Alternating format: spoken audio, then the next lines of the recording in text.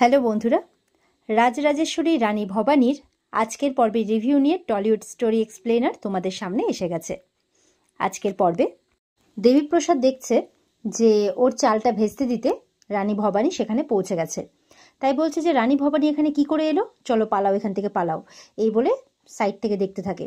আর সেই সময় ভবানী তো, পুটি দিদি তুমি কোথায়, আমি এসে গেছি তোমাকে উদ্ধার করতে, তুমি কোথায় পুটি দিদি। সেই সময় সাহেব ভেতর থেকে বেরিয়ে আসে। সাহেব বেরিয়ে আসতেই সাহেবের গলায় তারোয়াল ধরেছে রানী ভবানী।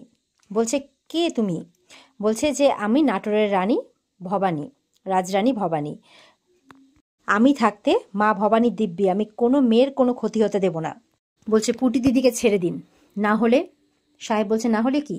বলে জোর করে নিয়ে যাব, আর যে আমার পথে বাধা হবে তাকে শাস্তি দেবে আমার তরোয়াল।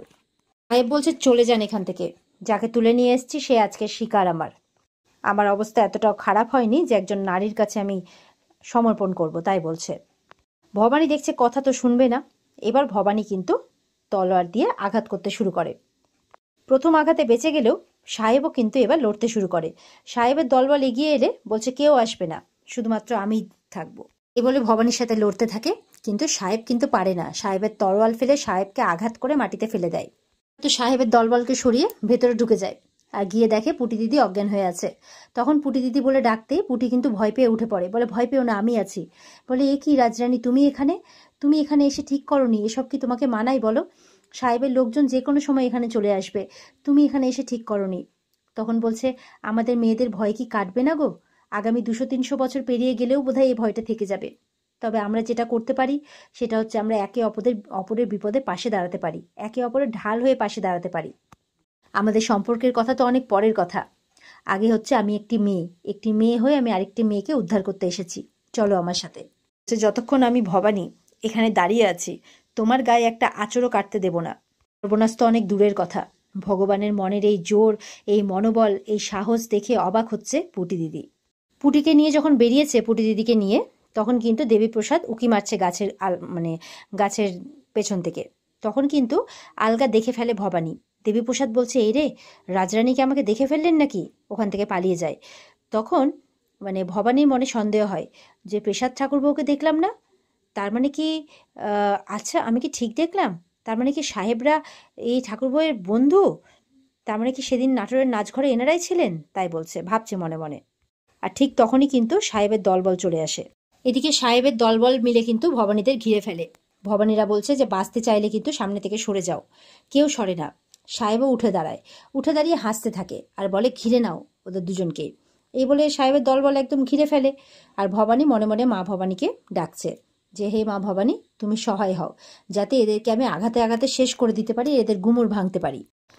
ওদিকে রামকান্তকে একজন একটা সাপুরের কাছে নিয়ে আসে। সেই সাপুরে তাকে কিছু সত্যি কথা জানাতে যায়।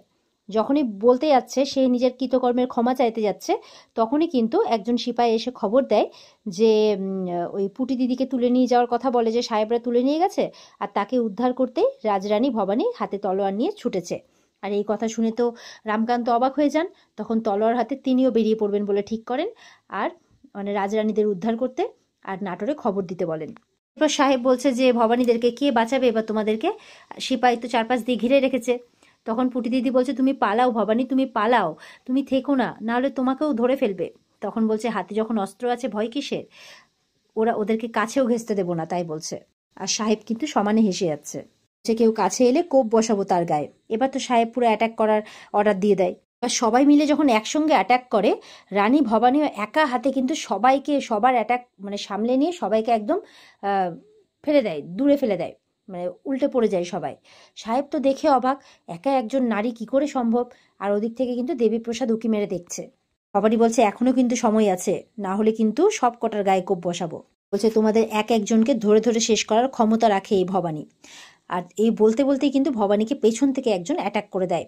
ভবানীর আঘাত লাগে, কিন্তু সেই আঘাতেও কিন্তু ভবানী ভেঙে পড়ে না। পুটি দিদি তো চিন্তায় পড়ে যায়। আর সাহেব তো এবার খুব খুশি, এদিকে দেবীপ্রসাদও খুব খুশি। বলছে সাহেবের যা লোকবল রয়েছে, মনে হচ্ছে না যে ভবানী বৌদি টিকতে পারবে। সাহেব বলছে সব একদম বের হয়ে গেল, সব যা রাগ অভিমান বাহাদুরি সব বের হয়ে গেল। রানী ভবানীর কিন্তু এখনো মনের জোর কমেনি। বলছে যতক্ষণ রানী ভবানী আছে ততক্ষণ কিন্তু আমাদের ত্রিসীমানাতে আসতে পর্যন্ত পারবে না, সবকে শেষ করে ফেলবো। সাহেব তো এখনো ভবানীর যে এতটা মনের জোশ দেখে অবাক হয়ে যাচ্ছে। রাজরানী বলছেন যে যতবার আমাকে আঘাত করবে মা ভবানীর নাম করে ততবার উঠে দাঁড়াবো। সাহেব বলছে আমিও দেখতে চাই একজন সামান্য নারী হিসেবে তুমি কতক্ষণ যুদ্ধে টিকে থাকতে পারো। এবার আবার কিন্তু অ্যাটাক করার অর্ডার দিয়ে দেয় সাহেব, আর বলে ঘিরে ফেলো যাতে পালাতে না পারে।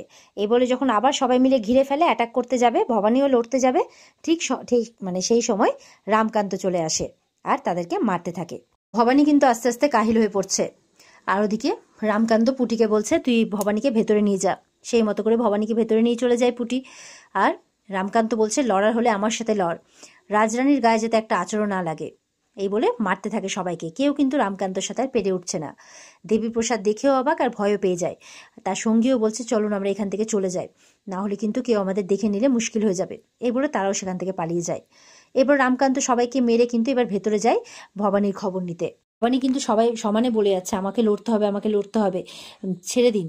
তখন মানে তার পিঠের ওই কাটা দাগ দেখে মানে বলছে আর কি, রামকান্ত বলছে যে এতটা রক্তাক্ত হলো কি করে?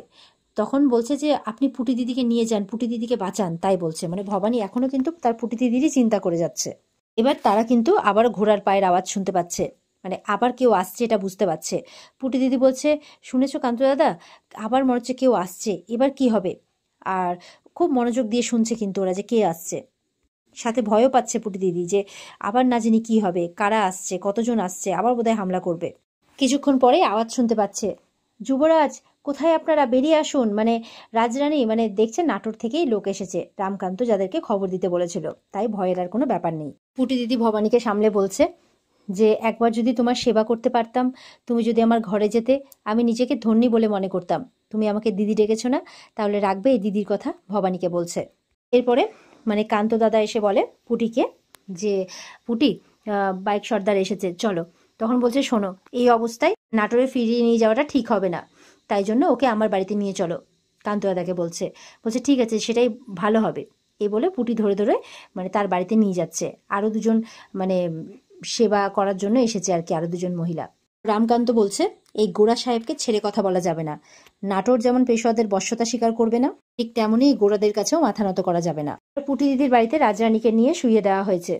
এদিকে কবিরাজ মশাই এসেছেন, এসে বলছেন মানে বিষ ছড়িয়ে পড়ছে, তাই জন্য উনি আস্তে আস্তে মূর্ছে যাচ্ছেন। তো ওনার ক্ষতস্থানে বারবার করে হলুদের প্রলেপ লাগাতে হবে। তো এবার রামকান্ত বলছে যে আর কি কোনো উপায় আছে দ্রুত সুস্থ করার? বলছে ক্ষতস্থানটা যদি পুড়িয়ে দেওয়া যেত তাহলে বিষক্রিয়াটা ছড়াতে পারতো না, কিন্তু রাজরানী তো অত কষ্ট সহ্য করতে পারবেন না। পুটি দিদি তো কেঁদেই চলেছে রাজরানীর জন্য। এদিকে গ্রামের লোকও বলছে যে রাজরানী প্রথমবার এখানে এসে যে এই অবস্থা হবে আমরা কল্পনাও করতে পারিনি। বলছেন যে যতক্ষণ না রাজরানীর ঠিক হচ্ছে ততক্ষণ আমি রাধা মাধবের সামনে দিন রাত প্রার্থনা করে যাব, এই বলে উনি চলে যান।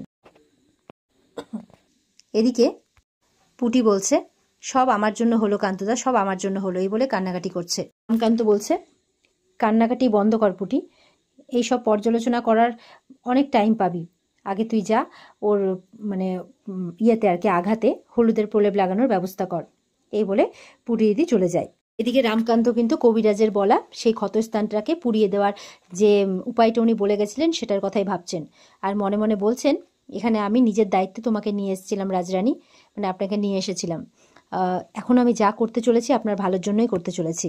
এই বলে একটা চাকুকে আর কি গরম করছে। রামকান্ত বলছে পারবে উঠে বসতে ভবানী, আছে মনের জোর এতটা? হ্যাঁ কি না, প্রকৃত বীরাঙ্গনা, তুমি যোদ্ধা ভবানী, তাই বলছে। আজকে আবার রাজরানীর মতো নিজেকে রক্ষা কার্যে সঁপেছিলে, তোমার বাবা ঠাকুর নিশ্চয়ই তোমাকে শিখিয়েছেন যে একজন যোদ্ধার মনোবলই আসল। ভবানী বলছে আপনি এখন এই কথাগুলো কেন বলছেন? রামকান্ত বলছে আমি দেখতে চাই তুমি কত বড় যোদ্ধা। রামকান্ত বলছে আমি ধরবো? বলে দরকার নেই, আমার কাছে আসবেন না, আমি ঠিক আছি, আমি নিজেকে সামলে নিতে পারবো, আমার কারোর কোনো সাহায্যের প্রয়োজন নেই, আমার কাছে আসবেন না। হয়তো এই ক্ষতস্থানের জন্য আমার গায়ের পোশাক হয়তো ঠিক নেই। বলছে অজুহাত, সব এগুলো অজুহাত। রামকান্ত বলছে যেটা পারবে না সেটাই বলো। বলে অযথা আমার পরীক্ষা নেবেন না যুবরাজ, বলে তুমিও অযথা এমন কোনো কথা বলবে না যেটা তুমি পারবে না। তখন ভবানী বলছে আছে আমার মনের জোর, দেখবেন দেখবেন, এই বলে উঠে বসে। বলে দেখলেন তো, আছে তো আমার মনের জোর। রামকান্ত বলছে, উঠেই যখন বসেছো তখন নিজেকে প্রস্তুত করো চরমতম ব্যথা সহ্য করার জন্য। ভবানী অবাক হয়, কেন, কি করতে চলেছেন আপনি? ভবানী বলছে, এ কি, আপনি ছুরিটা আগুনে ধরছেন কেন? আপনি কি করতে চলেছেন?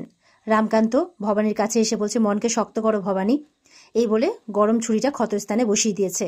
ভবানী তো খুব কষ্ট হচ্ছে, রামকান্তকে আঁকড়ে ধরেছে একেবারে, কারণ একটা ছুরি গরম করেছে, এক তো ক্ষতস্থান, তার মধ্যে গরম ছুরি বসাচ্ছে জায়গাটা যাতে পুড়ে যায় আর যাতে বিষক্রিয়াটা না ছড়ায়।